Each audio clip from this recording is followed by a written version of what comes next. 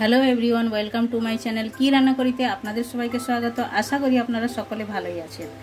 আমি আজ এমনভাবে একটা রেসিপি, চিকেনের রেসিপি আপনাদের সঙ্গে শেয়ার করব, যেটা বানানো একদম ইজি আর খেতে অতটাই টেস্টি।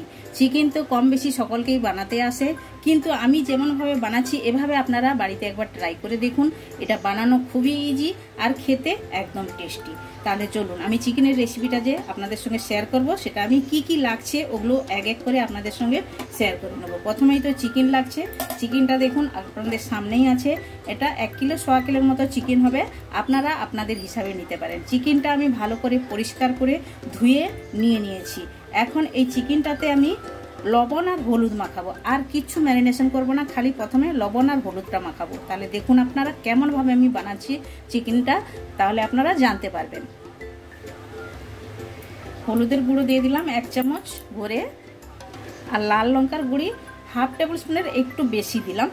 এটা দিলে ভালো, নাও দিতে পারেন আপনারা, খালি লবণ হলুদ দিয়েও করতে পারেন, কারণ দিলে এর ভেতরে ঝালটা ভালোভাবে যাবে, তাই জন্য আমি আপনাদের সঙ্গে শেয়ার করলাম আর দিলাম। এইবার যাবে স্বাদ মতো লবণ। দেখুন স্বাদ মতো আমি লবণটা অ্যাড করে দিলাম। দিয়ে এইটাকে ভালো করে মেখে নিতে হবে, হাতের সাহায্যে এভাবেই করে মেখে নিন। চাইলে আপনারা এটাতে একটু লেবুর রসও দিতে পারেন। লেবুর রসটা দিলে চিকেনটা একদম সফট হবে, নরম হবে, আর চিকেনের যে এসোটি গন্ধটা ওটা চলে যায়। তো আমি লেবুর রসটা আগে মাখিয়ে রেখেছিলাম, আপনাদেরকে দেখাই না, তাই জন্য আমি বলে দিলাম, আপনারা দিতে পারেন এটাতে। তো চিকেনটা এখন সাইড করে দেবো। আর কি উপকরণ লাগছে ওগুলো আমি আপনাদের সঙ্গে শেয়ার করে নেবো। আলু লাগছে। আমি দুটো বড় সাইজের আলু এভাবেই করে বড় বড় সাইজ করে কেটে নিয়েছি। বাঙালির আলু না হলে তো চিকেন একদম জমবে না, তাই জন্য আমি আলু নিয়েছি। আপনারা যদি আলু খেতে ভালো না বাসেন তাহলে এটা স্কিপ করতে পারেন। বাঙালির নাম নয় তো আলু চাই। আলু অন্য সবজিতে না খেলেও চিকেনে আলু চাই, তাই জন্য আমি আলু নিয়েছি। আর যেগুলো লাগছে, এই যে দেখুন 4টে আমি বড় সাইজের পেঁয়াজ এভাবেই কেটে নিয়েছি। পেঁয়াজগুলো দেখুন, একটা আমি এরকম লম্বা সাইজ করে কেটে নিয়েছি, আর একটা এইরকম ছোট ছোট গুটকো করে কেটে নিয়েছি। তো 2 সাইজের পেঁয়াজটা আমি নিয়েছি। তো 2 সাইজের যে পেঁয়াজটা আমি নিয়েছি, একটা আমি ভেজে তুলে নেবো, এই লম্বা সাইজের পেঁয়াজটা ভেজে তুলে রেখে দেবো। আর এটা আমি তরকারি যখন বানাবো, চিকেনটা বানানোর জন্য এইভাবে পেঁয়াজটা লাগছে, এটা আমি নিয়েছি। 2টো পেঁয়াজ নিয়েছি, এটাতে 2টো, এটাতে 2টো, মোট 4টে পেঁয়াজ আমি নিয়েছি। আর লাগছে একটা টমেটোটা এভাবে কেটে নিয়েছি, এটা আমি পিউরি বানিয়ে নেবো। পিউরি বানাই না, এখন বানিয়ে নেবো। আর কাঁচা লঙ্কা আমি 4টি এভাবে কেটে নিয়েছি। এটা এখন সাইড করব। আর ফোড়নে লাগছে 4টে, দেখুন এটা আমি ছোট এলাচ নিয়েছি, 2টো আমি শুকনো লঙ্কা নিয়েছি, 2টো তেজপাতা নিয়েছি, জিরা 1 চুটকি নিয়েছি, 4টে লবঙ্গ নিয়েছি, আর এটা দারুচিনি আমি আধা ইঞ্চ নিয়েছি। এটাই লাগছে। আর লাগছে টক দই আমি 50 গ্রামের মতো নিয়েছি। এবার টক দইতে আমি একটা মশলা মিক্সড করব, ওটাও আপনারা দেখুন। দইটাতে আমি দিয়ে দেবো 1 চুটকি লবণ, আর দেব 1/2 টেবিল স্পুনেরও কম হলুদ গুঁড়ো দিলাম, আর দেব 1 টেবিল স্পুন আমি ভরে লঙ্কার গুঁড়ি দিলাম, আরও 1/2 টেবিল স্পুন দিলাম। আপনারা হিসাবে দিবেন, যতটা আপনারা ঝাল খেতে পছন্দ করেন ওই হিসাবে দিবেন। আর দেব আমি ধনে গুঁড়ি 2 চামচ দেবেন, 2 চামচ দিলাম। এখন লাগবে জিরের গুঁড়িটা ছোট চামচের আমি 1 চামচ দিলাম, বড় চামচের এটা 1/2 চামচ দিলাম। আর দেবো এটাতে চিকেন মশলা 1 চামচ ভরে আমি দিলাম। দিয়ে এটাকে আমি দইয়ের সঙ্গে ভালোভাবে মিক্সড করে নেবো। এভাবে করে আপনারা একবার বানিয়ে দেখবেন, দুর্দান্ত স্বাদের হয়ে থাকে। আপনারা নিশ্চয়ই বানাবেন একবার। তো দেখুন দইয়ের সঙ্গে মশলাটা ভালোভাবে আমি মিক্সড করে নিয়েছি। এভাবেই করে মিক্সড করে নিতে হবে। তাহলে এখন গ্যাসের কাছে যাওয়া যাক। প্রথমে আমি পেঁয়াজগুলো ভেজে নেবো আর আলুটাও ভেজে নেবো। তো গ্যাস চালু করে আমি কড়াই বসিয়ে দিয়েছি, আর কড়াইয়ের মধ্যে তেলও দিয়ে দিয়েছি। তেলটা প্রথমে একটু বেশি লাগবে, এই তেলেই সব কাজ হবে। চিকেনও রান্না হবে, আলুও ফ্রাই হবে, আর পেঁয়াজও ফ্রাই হবে, আর চিকেনটাও ফ্রাই করে নেবো। আমি এইভাবেই করে আপনাদের সঙ্গে রান্নাটা শেয়ার করব, কেমনভাবে করতে হয়। এখন তেলটা একটু ভালোভাবে গরম হওয়ার জন্য অপেক্ষা করব। তো কড়াইয়ের তেলটা গরম হয়ে গেছে, প্রথমে পেঁয়াজটা দিয়ে দেবো আমি। পেঁয়াজটা ভেজে তুলে নেব, লাল লাল করে ভেজে নিতে হবে।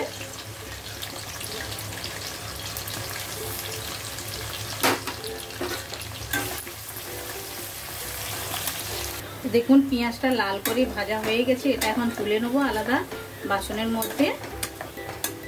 এভাবেই করে ভেজে নিতে হবে। পেঁয়াজটা ভেজে তুলে নিয়েছি, এখন আলুটা লাল করে ফ্রাই করে নেব।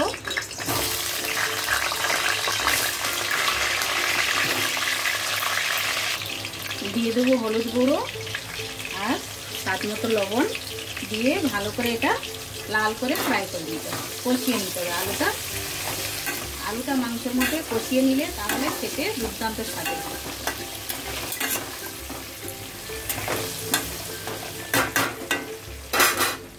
আর এইদিকে আদা রসুনের পেস্টটাও বানিয়ে নিয়েছি। তো দেখুন আলুটা লাল লাল করে কষিয়ে নিয়েছি, এভাবেই করে কষিয়ে নিতে হবে। তাহলে এটাও আমি তুলে নেবো। তো আলুটা কষিয়ে তুলে নিয়েছি, এবার ওই তেলের মধ্যে মাংসটা কষিয়ে নেব। একটা একটা করে এভাবেই তেলের মধ্যে প্রথমে একটু নেড়ে নেব। এভাবে করে নেড়ে নিলে মাংসের টেস্টটা খুবই ভালো লাগে। নেড়ে এটা তুলে নেব। এই টাইমে গ্যাসের ফ্লেমটা মিডিয়ামতে রাখতে হবে, একদম স্লো করাও চলবে না, একদম ফুল করাও চলবে না। আর একদম স্লো যদি করে দেন তাহলে চিকেনের জল বেরিয়ে যাবে। চিকেনের জল যাতে না বেরিয়ে যায় আর চিকেনটাও যেন ভালোভাবে ভাজা হয়ে যায়, ওই হিসাবেই করে গ্যাসের ফ্লেমটা রাখতে হবে। তো দেখুন চিকেনের কালারটা চেঞ্জ হয়ে গেছে, এবার আমি তুলে নেবো। এভাবেই করে ভেজে নেবো সবগুলো। তো বাকি চিকেনটাও দেখুন এভাবে আমি নাড়াচাড়া করে নিয়েছি, কালার চেঞ্জ হওয়া পর্যন্ত এভাবেই করে নিতে হবে। এটাও আমি তুলে নেবো। দেখুন চিকেনটা কষিয়ে নিয়েছি, আমি তুলে নিয়েছি। এখনও তেল আছে, দেখুন তেলটাও আছে। ওইটার মধ্যে এখন দিয়ে দেবো এই যে গোটা গরম মশলা, এগুলো দিয়ে দেবো। দিয়ে ভালো করে গরম মশলাটা কষিয়ে নেবো, খুশবু আসা পর্যন্ত কষিয়ে নিতে হবে। চিকেনগুলো দেখুন এভাবেই করে কষিয়ে নিয়েছি। আর ওইদিকে গরম মশলাটাও ভাজা হয়ে গেছে। এখন আমি কুচনো পেঁয়াজ অ্যাড করে দেবো, দিয়ে পেঁয়াজটা একদম ভালো করে ব্রাউন কালার করে ভেজে নিতে হবে। পেঁয়াজটা তাড়াতাড়ি সফট হওয়ার জন্য স্বাদ মতো লবণ দিলাম। তেল যখন দিবেন একই টাইমে একটু বেশি দিবেন, তাহলে দেখবেন একদম পরে আর তেল দেওয়ার দরকার হবে না। দেখুন আমি পরে আর তেল দেই না, ওই তেলটার মধ্যেই দেখুন ভালোভাবে পেঁয়াজও ভাজা হয়ে যাবে, মশলাটাও কষানো হয়ে যাবে। পেঁয়াজটা দেখুন ব্রাউন কালার করে ভেজে নিয়েছি, এখন ভাজা হবে। তার সঙ্গে আমি দিয়ে দেবো আদা রসুনের পেস্ট, তাহলে পেঁয়াজটাও ভাজা হবে, আদা রসুনটাও কষানো হবে। একই সঙ্গে দুটো জিনিস হয়ে যাবে, যেটুকু পেঁয়াজ ভাজতে বাকি আছে। দেখুন আদা রসুন পেঁয়াজটা ভালোভাবে কষানো হয়ে গেছে, সাইডে সাইডে তেলও ছেড়ে দিয়েছে, আর খুবই সুন্দর একটা খুশবু আসছে রসুন আর আদা যে কষানো। এখন আমি দিয়ে দেবো টমেটো পিউরিটা বানিয়ে নিয়েছিলাম, দিয়ে দিলাম। দিয়ে এটাও কষিয়ে নেবো মশলার সঙ্গে ভালো করে। তো টমেটো পিউরিটা দিয়ে ভালোভাবে মশলাটা কষিয়ে নিয়েছি, সাইডে তেল ছেড়ে দিয়েছে। এখন দইয়ের মধ্যে যে মশলাটা দিয়ে আমি রেখেছি ওটাও করে দিয়ে কষিয়ে নেবো ভালো করে। দিয়ে দিলাম, দিয়ে ভালো করে কষাতে হবে, তেল ছাড়া পর্যন্ত কষিয়ে নিতে হবে। আর এটা লাগাতার এভাবে চালিয়ে যেতে হবে, কারণ চালিয়ে যেতে হবে, নাহলে দইটা ফেটে যাওয়ার সম্ভাবনা থাকবে। এভাবেই নাড়াচাড়া করে রাখতে হবে সবসময়ের জন্য এভাবেই। আর গ্যাসের ফ্লেমটা এই টাইমে একটু স্লো রাখতে হবে।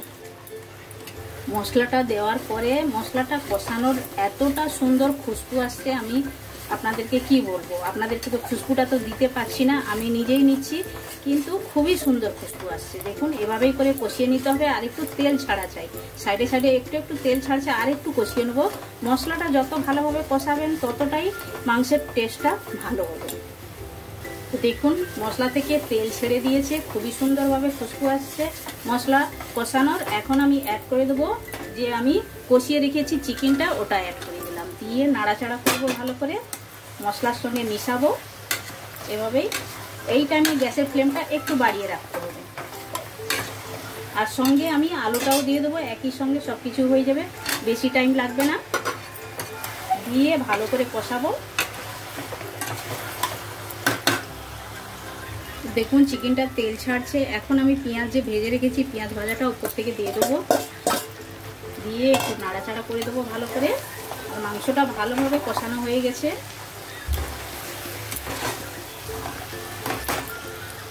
দেখুন ভালোভাবে কষানো হয়ে গেছে। এখন আমি জল অ্যাড করে দেবো,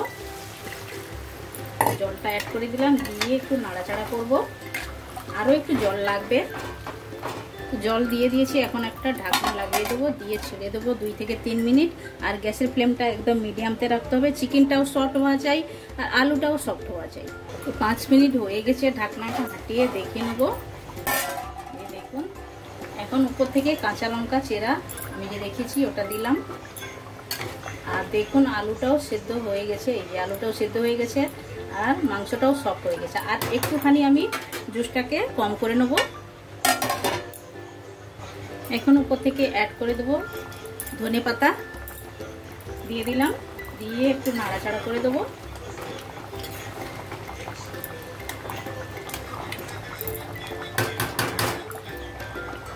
তো দেখুন অলমোস্ট তৈরি হয়ে গেছে। এখন উপর থেকে গরম মশলা দিয়ে দিলাম, দিয়ে একটু নাড়াচাড়া করে স্ট্যান্ডিং টাইমে রাখবো।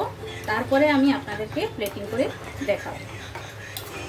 দেখুন একদম চিকেন ছেড়ে গেছে হাড় থেকে। তাহলে দেখলেন তো একটু আলাদাভাবে চিকেন কারি রেসিপিটা আমার বানানো একদম রেডি হয়ে গেছে। আপনারা এভাবে একবার ট্রাই করতে পারেন। আপনারা তো হামেশা একই রকমের বানিয়ে থাকেন, একবার এভাবে বানিয়ে ট্রাই করে দেখবেন। এটা খেতে দুর্দান্ত স্বাদের হয়ে থাকে। আর এটা রাইস, রুটি আর পরাঠা, লুচি যেটার সঙ্গে আপনারা খেতে পারেন, একদম জমে যাবে। আপনারা একবার বানিয়ে খান আর কমেন্ট করে আমায় বলুন আপনাদের রেসিপিটা কেমন লেগেছে। ভালো লেগে থাকলে লাইক, শেয়ার, কমেন্ট করবেন।